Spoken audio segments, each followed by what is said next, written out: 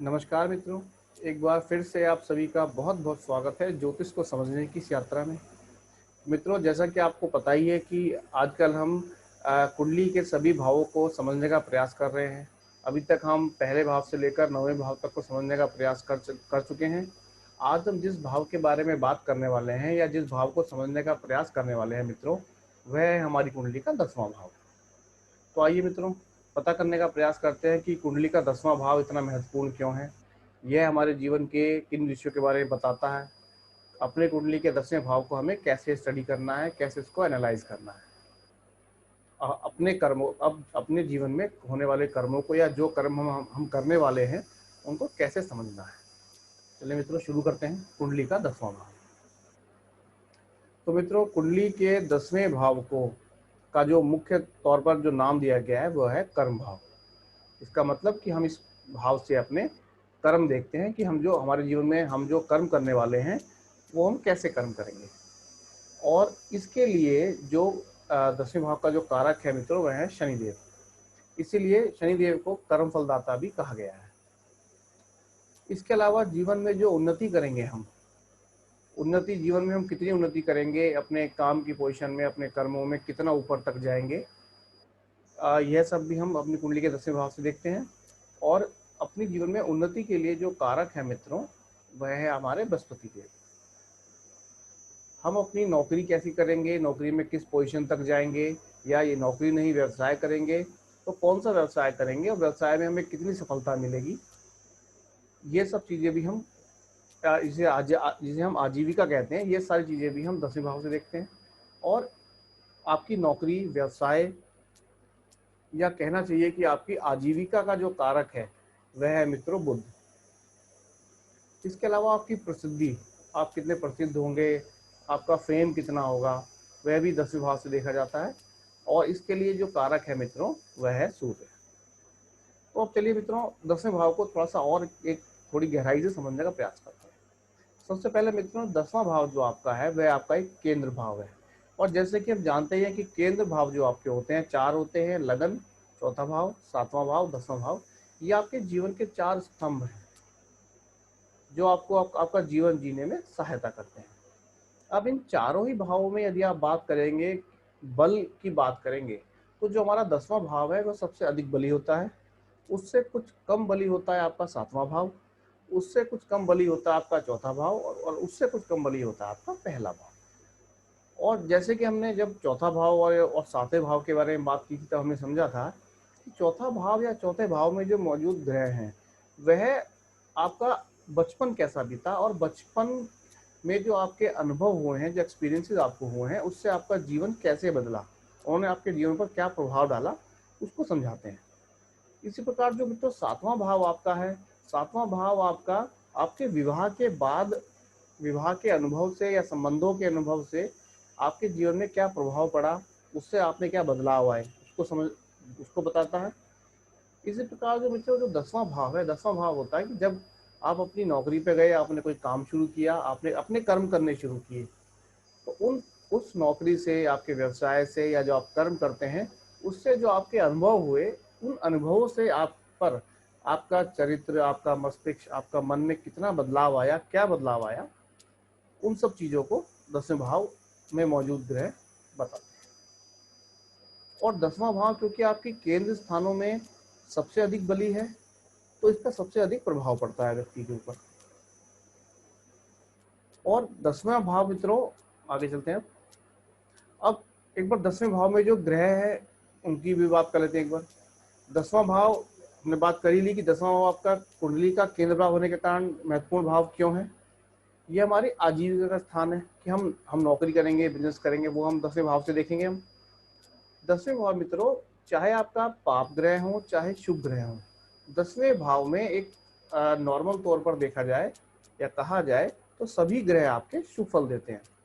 अगर यहाँ पे आपके राहु भी बैठे हैं, शनि भी बैठे हैं, तो भी आपको आपके कर्मों को करने में आपको सहायता करेंगे, तो अच्छा फल देते हैं। सूर्य और मंगल ग्रह जो आपके हैं, उन्हें यहाँ पर दिग्बल मिलता है, यानी कि डायरेक्शनल स्ट्रेंथ, जो आपकी षड बल में से एक बल है। जब हम षड बल को समझने का प्रयास करेंगे तब इसकी और गहराई से बात करेंगे। पर आप ये समझ लीजिए कि 10वें भाव में आपका जो सूर्य और जो मंगल है उन्हें अतिरिक्त बल मिलता है और वो अधिक बली हो जाते हैं। यहाँ पर इनको दिग्बल मिलता है, दिशा बल, जिसे डायरेक्शनल स्ट्रेंथ भी कहते हैं। चंद्रमा और शुक्र को, क्योंकि जो आपका दिग्बल या डायरेक्शनल स्ट्रेंथ है वो आपको चौथे भाव में मिलती है और ये चौथे भाव से आपका 7वां भाव है, तो इसलिए यहाँ पर ये जो आपका चंद्रमा और शुक्र होते हैं ये दिग्बलहीन होते हैं, इन्हें डायरेक्शनल स्ट्रेंथ नहीं मिलती, तो इसलिए कुछ कमजोर हो जाते हैं। अब जिस भी भाव का स्वामी मित्रों 10वें भाव में बैठा होता है उसको बल मिलता है, या 10वें भाव का स्वामी भी आपका जिस भाव में जाके बैठेगा उस भाव को वो बल देता है। अब हम कौन सा व्यवसाय करेंगे, कौन सी नौकरी करेंगे, उसे देखने का एक आइडिया, क्योंकि केवल ये हम लग्न कुंडली से नहीं पता कर सकते आजीविका के बारे में। आपको अगर डेप्थ में जाना है तो आपको नवमांश और आपको दशमांश कुंडली भी स्टडी करनी पड़ती है कि आपकी आजीविका क्या होगी, आप बिजनेस करेंगे कि नौकरी करेंगे, और एक आइडिया आपको इससे भी मिल जाता है। अभी हम लगन से दशम भाव की बात कर रहे हैं। लगन मित्रों, लगन हमारा शरीर है, हमारा मस्तिष्क है। तो लगन से जो 10वां भाव मित्रों आता है, वहां पर जो आपके ग्रह हैं वो बताते हैं कि हमारी बुद्धि, हमारा शरीर किन कामों को सपोर्ट करेगा। उदाहरण ले लेते हैं मित्रों, यदि आपके 10वें भाव में बृहस्पति देव अच्छी स्थिति बैठे हुए हैं, तो बृहस्पति देव बैठे हुए हैं तो आप ये कह सकते हैं कि व्यक्ति व्यक्ति टीचर बन सकता है। यदि मंगल बैठे हुए हैं तो व्यक्ति एक अच्छा खिलाड़ी बन सकता है, स्पोर्ट पर्सन बन सकता है, फाइटर बन सकता है। यदि बुध बैठे हुए हैं मित्रों तो व्यक्ति बोलने चालने में वाले काम अच्छे से कर सकता है। और इसी तरह मित्रों, यदि कोई ग्रह 10वें भाव में नहीं है, तो यदि 10वें भाव का स्वामी आपकी लगन कुंडली में किस भाव में बैठा है, मान लीजिए 10वें भाव का स्वामी आपका तीसरे भाव में जाके विराजमान हो गया है, अच्छी स्थिति में है, बली है, तो तीसरा भाव मित्रों आपका पराक्रम का है, साथ में आपकी छोटी छोटी यात्राओं का है, शॉर्ट जर्नीज का। तो हम ये कह सकते हैं कि ये व्यक्ति जो आजीविका करेगा वो उसमें उसकी छोटी छोटी यात्राएं, शॉर्ट जर्नी शामिल होंगी। पराक्रम से संबंधित भी एक नौकरी या व्यवसाय कर सकता है। यदि आपका वो 9वें भाव में होगा, 9वां भाव आपका गुरु का भाव है, तो वो टीचर बन सकता है। यदि आपका 10वें भाव का स्वामी 8वें भाव में आके बैठ गया है मित्रों, 8वां भाव आपका ओकल्ट साइंस का होता है, ज्योतिष का होता है, तंत्र मंत्र का होता है, तो उस तंत्र मंत्र के क्षेत्र में अच्छा कर सकते हैं। 10वें भाव का मित्रों एक बहुत अधिक जो महत्व है इसलिए भी है कि ये 7वें भाव से चौथा भाव है और 7वें भाव पे आपके अर्गला देता है। 7वां भाव आपका वैवाहिक जीवन का भाव है, संबंधों का भाव है। यदि यहाँ पर कोई मैलिफिक बैठे हों या कोई कमजोर ग्रह बैठे हों तो वो क्या करेगा, आपको आपके 7वें भाव को भी खराब कर देगा। और क्योंकि आपका ये 10वां ये आपका क्या है, 12वें भाव से 11वां भाव है। 12वां भाव आपका मोक्ष का भाव होता है, तो 12वें भाव से जब ये इसका मतलब 12वां जो 10वां भाव है 12वें भाव से अर्गला करता है।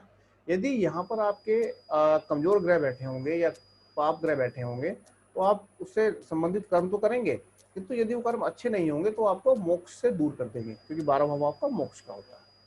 तो इस तरह से मित्रों 10वें भाव को हम समझ सकते हैं। 10वें भाव में जो ग्रह बैठा होगा मित्रों वो आपके चौथे भाव को, जो कि आपका सुख का भाव है, उसको सीधा प्रभावित करता है, तो वो उस पर भी फर्क प्रभाव डालेगा। तो इस तरह से हम इसको समझने का प्रयास कर सकते हैं। तो 10वें भाव से मित्रों हम समझ सकते हैं कि हम आजीविका करेंगे या आजीविका के लिए हम बिजनेस करेंगे या फिर नौकरी करेंगे। किस फील्ड में बिजनेस या नौकरी करेंगे उसका भी एक आइडिया लग जाता है, केवल आइडिया लगता है। यदि हमें डीपली जानना है, पूरी तरह समझना है, तो हमको इसको नवमांश को भी देखना पड़ता है, दशमांश को भी देखना पड़ता है। तीनों को मिला के ही पता लगता है कि व्यक्ति जो है किस फील्ड में जाएगा।